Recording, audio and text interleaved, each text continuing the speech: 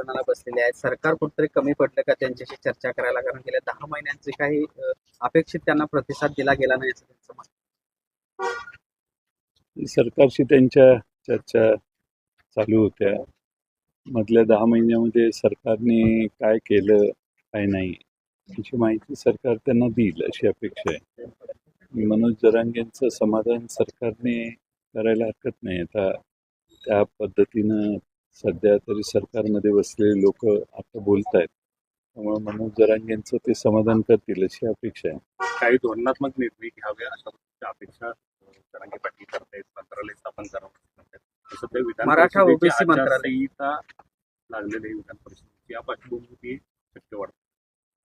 मी काय त्याच्यात जास्त तपशीलवार आता आचारसंहिता असल्यामुळे बोलणं योग्य आहे असं मला वाटत नाही.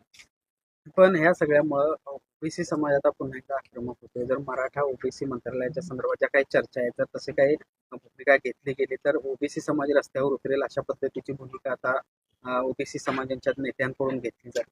कुठेतरी हा संघर्ष ओबीसी मराठा या सगळ्यामुळे वाढतोय असं दिसतं. खरं म्हणजे वाढता कामा नये आणि संतुलन ठेवूनच निर्णय व्हायला पाहिजेत. ओबीसी समाजालाही दुखावणं योग्य नाही. पण मराठा समाजाचे जे काही प्रश्न आहेत ते प्रश्न जरांगे मांडतायत, तर त्याचाही सरकारने काय कमिटमेंट पूर्वी केले त्या आम्हाला माहीत नाही.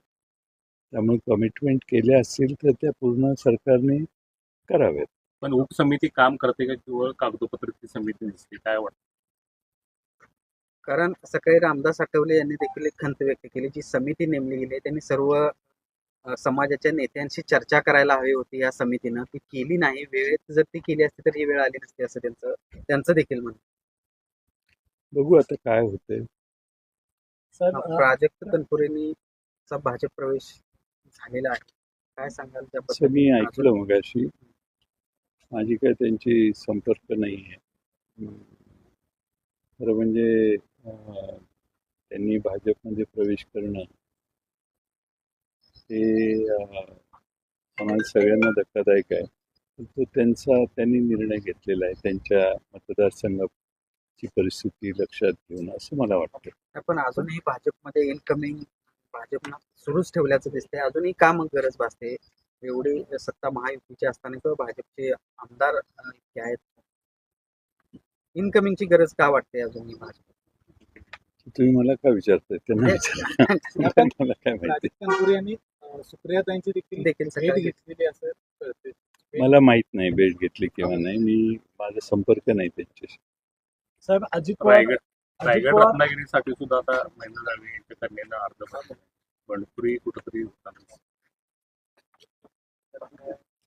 नाही, आता अर्ज भरणं वेगळं आणि अर्ज ठेवणं वेगळं. त्यामुळे ठेवेपर्यंत बऱ्याच गोष्टी होऊ शकतात. पण सोलापूरमध्ये देखील एक अर्ज भरला गेलेला आहे. महायुतीमध्येच मग या अंतर्गत स्पर्धा सुरू झालेली आहे असं वाटतंय का? कारण ज्या पद्धतीनं अर्ज भरणं आणि मग तो माघारी जरी घेतला तरी मग भरणं म्हणजे मग हा दबाव तंत्राचा भाग दिसतो. काय शेवटी काय आहे, सत्ता असली की नाही की सगळ्या गोष्टी ॲडजस्ट होऊन जातात. त्यामुळे 9 तारखेला विड्रॉल, 9 तारखेला आहे मला वाटतं. किती तारखेला विड्रॉल कधी जेव्हा असेल त्या दिवशी जे चित्र आहे ते खरं चित्र.